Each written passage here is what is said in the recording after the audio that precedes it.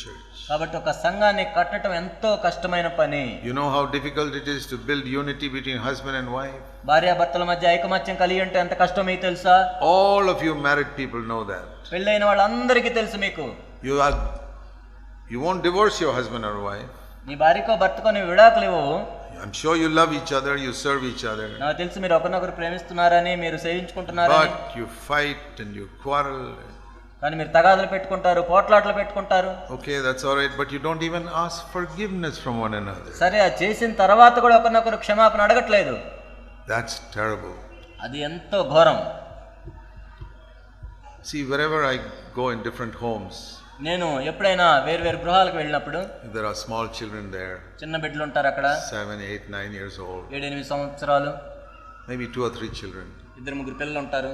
I ask them a question. వారిని ఒక ప్రశ్న అడుగుతాను. Do your children fight with each other? పిల్లలు మీరు ఒకరితో ఒకరు పోట్లాడుకుంటారా, కొట్టుకుంటారా? మీరు Children are honest. పిల్లలు ఎంతో నిజాయితీగా ఉంటారు. They don't tell lies. వాళ్ళు అబద్ధాలు చెప్పరు. Not in this matter.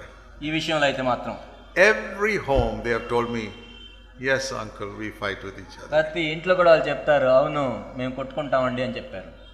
I say, I have great hope for you because you are honest. మీరు నిజాయితీగా యథార్థంగా ఉన్నారు కాబట్టి గొప్ప నిరీక్షణ ఉంది మీ ఎడల నాకు. If you had so, no uncle, we don't fight. If you had said that, లేదు అసలు మేము కొట్లాట అంటే ఏంటో తెలియదు అని చెప్తే, I would have said you are liars.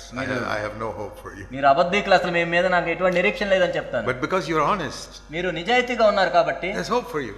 మీకు ఒక నిరీక్షణ There's ఉంది. always hope for honest people. యథార్థవంతులకు ఎప్పుడూ ఒక నిరీక్షణ ఉంటుంది. But I also tell them, నేను ఇంకో మాట కూడా చెప్తాను వాళ్ళకు. when you fight, మీరు ఇలా కొట్టుకున్నప్పుడు in 5 minutes you have forgiven each other and become friends, right? 5 నిమిషాల్లో మీరు ఒకరినొకరు క్షమించుకొని మళ్ళా స్నేహితులు అవుతారు కదా? They say yes. అవునవును అని చెప్తారు. I say that is the difference between children and older people. పిల్లలకి పెద్దలకి అదే తేడా. You fight, in 5 minutes you become friends. వాళ్ళు చిన్న పిల్లలేమో కొట్టుకొని 5 నిమిషాల్లో మళ్ళా స్నేహితులు అవుతారు. Husband and wife fight 5 days, they won't talk to each other. భార్యాభర్తలేమో కొట్టుకొని 5 రోజులు కూడా ఒకరితో ఒకరు మాట్లాడుకోరు. Because they are old. ఎందుకంటే వాళ్ళు పెద్దోళ్ళు. They are not like children. వాళ్ళు చిన్నపిల్లలు కాదు. And some brothers fight 5 years, they will not have fellowship. కొంతమంది సహోదరులు కొట్టుకొని 5 సంవత్సరాలు మాట్లాడుకోరు. That is the problem. అది సమస్య. That's why Jesus said you must become like little children. అందుకే యేసు ప్రభు చెప్పారు, మీరు చిన్న బిడ్డల వలె మార్పు పొందాలని. Okay, there are some disagreements, it doesn't matter. అవును, కొన్ని విషయాలు మనం అంగీకరించలేమో, అది సరే. But in 5 minutes everything is settled. కానీ 5 నిమిషాల్లో మొత్తం సరి చేసుకోవాలి. Isn't it wonderful if we can have a church like that? అటువంటి సంఘం మనం కలిగి ఉంటే అది ఎంతో అద్భుతం కాదా? Not that you never fall. అంటే మీరు ఎప్పుడు పడిపోలేదు, పడిపోరని కాదు. As soon as you fall, మీరు పడిపోయిన వెంటనే you apologize. వెంటనే క్షమాపణ అడగాలి. Say, I'm sorry. నన్ను క్షమించండి, It was my fault. అది నా తప్పు, Please forgive me. దయచేసి నన్ను క్షమించండి. Very difficult to say that. ఆ విధంగా చెప్పడం ఎంతో కష్టం. Because we are so proud. ఎందుకంటే మనం ఎంతో గర్విష్ఠులం. How shall we build fellowship? మరి ఏ విధంగా మనం సహవాసంలో కట్టబడతాం? To all married people, newly married people, I always give this advice. కొత్తగా పెళ్ళైన ప్రతి ఒక్కరికి నేను ఈ విధంగా చెప్తుంటాను. Sometimes they ask me, Brother Jack, can you give me one sentence advice for married people? కొన్నిసార్లు ఈ విధంగా అడుగుతారు, జాక్ గారు వివాహమైన వారికి ఒక సలహా ఇవ్వండి. మీరు Sure. ఇస్తాను. Be quick to ask forgiveness from each other. క్షమాపణ అడగటంలో ఎంతో త్వరపడండి ఒకరినొకరు. And be quick to forgive one another. ఒకరినొకరు క్షమించే విషయంలో కూడా త్వరపడండి. All of you young people who are not yet married, ఇక్కడ పెళ్లి కాని యవనస్తులు, practice it now. ఇప్పటి నుంచే మీరు అభ్యాసం చేయండి. Practice. అభ్యాసం చేయండి. You know how to ask forgiveness? మీకు తెలుసా క్షమాపణ ఏ విధంగా అడగాలి? That's another thing I must tell you. నేను ఇంకో విషయం చెప్పాలి మీకు. How do you ask forgiveness from somebody? వేరే వారి దగ్గర నుంచి క్షమాపణ ఏ విధంగా అడగాలి? This is how many people ask. అనేక మంది అడుగుతారు, If I have hurt you, please forgive me. ఒకవేళ నేను నిన్ను గాయపరిచి ఉన్నట్లయితే క్షమించండి అని అడుగుతారు. That is not the way to ask. ఆ విధంగా అడగకూడదు క్షమాపణ. That is saying, I don't think I have hurt you. అంటే అసలు నేను గాయపరిచాను నేను అనుకోవట్లేదు. But if you are so stupid to think I have hurt you, ఒకవేళ నువ్వు బుద్ధిహీనుడివై ఆ విధంగా అనుకుంటే, then please forgive me. ఒకవేళ అలా అనుకుంటే నాకు క్షమించు. Is that the way to ask forgiveness? ఆ విధంగా నాకు క్షమాపణ అడిగేది. If I have hurt you, ఒకవేళ నిన్ను గాయపరిచినట్లయితే, I don't believe it. నేనైతే అనుకోవట్లేదు. But if you are so stupid to think like that, నేనంత బుద్ధిహీనుడు అయ్యి ఆ విధంగా అనుకుంటే, okay, forgive me. సరే నన్ను క్షమించు. You are actually not asking forgiveness. నిజానికి నువ్వు క్షమాపణ కాదు అడిగేది. You are just insulting the other person. అతన్ని అవమానిస్తున్నావు ఇంకా. So never use the word if. ఒకవేళ అనే పదం వాడొద్దు. If is used when we are proud. మనం గర్విష్ఠులం అయితేనే ఒకవేళ అని వాడతాం. You know how you must say it? ఏ విధంగా చెప్పాలి తెలుసా? I'm sorry. దయచేసి నన్ను క్షమించు. I hurt you. నేను నిన్ను గాయపరిచాను, Please forgive me. దయచేసి నన్ను క్షమించు. Okay, how shall we do it now? మరి ఇప్పుడు ఎలా చేయాలి? How shall we set it right? మరి ఏ విధంగా చేయాలి? ఇప్పుడు ఏం చేద్దాం? That is a mature way of doing it. అదెంతో పరిపక్వత కలిగి ఆ విధంగా చేస్తూ ఉంటాం. You know what it means to behave like God? దేవుని వల్ల ప్రవర్తించడం అంటే ఏంటో తెలుసా? Do you know there's a verse in the Bible about a man who behaves like God? దేవుని వల్లే ప్రవర్తించే మనిషి గురించి ఉంటుంది తెలుసా బైబిల్లో? 2 Thessalonians 2. 2 తెస్సలోనికలకు రాసిన పత్రిక. It's talking about the Antichrist. క్రీస్తు విరోధి. The Antichrist, 2 Thessalonians 2 verse 4. తెస్సలోనికి రాసిన 2వ పత్రిక 2:4.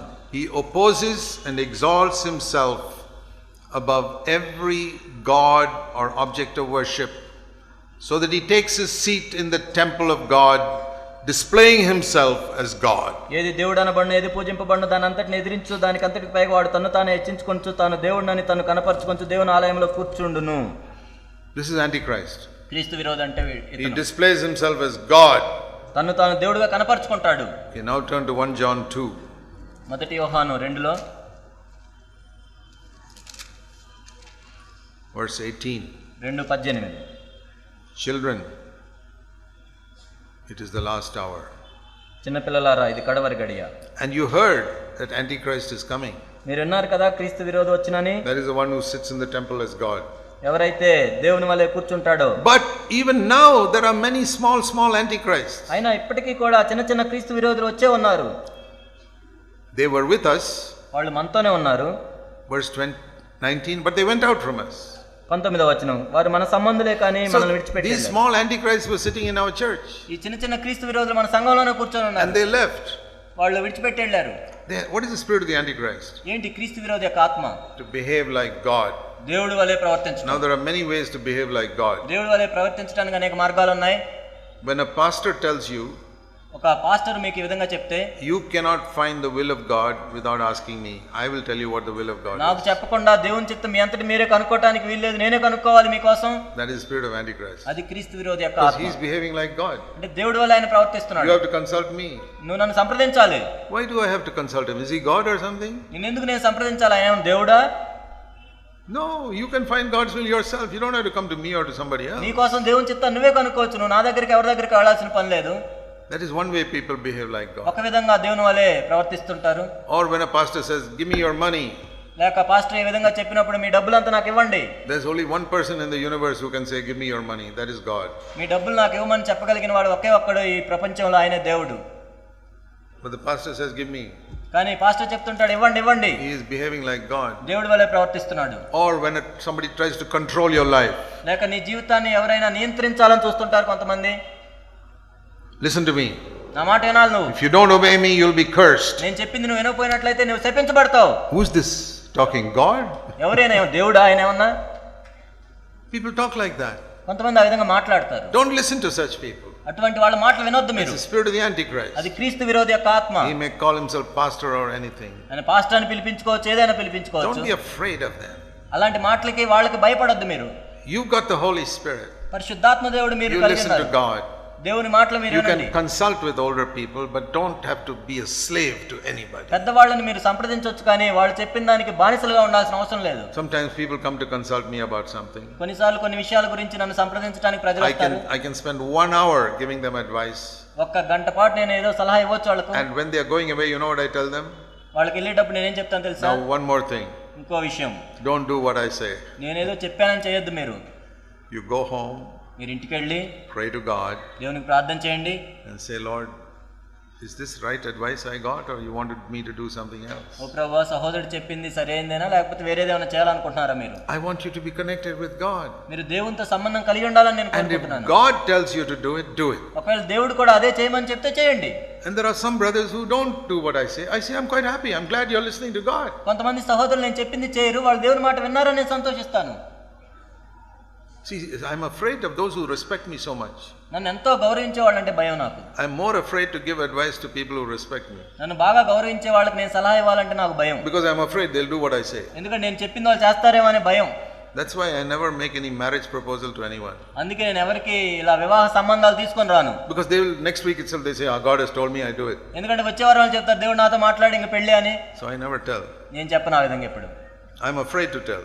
కాబట్టి నేను భయపడతాను ఆ So విధంగా. even if I think two people are good for each other, ఒకవేళ ఒక వీళ్ళు చేసుకోవచ్చు అని నేను అనుకున్నా, I'll tell another brother, please go and tell them.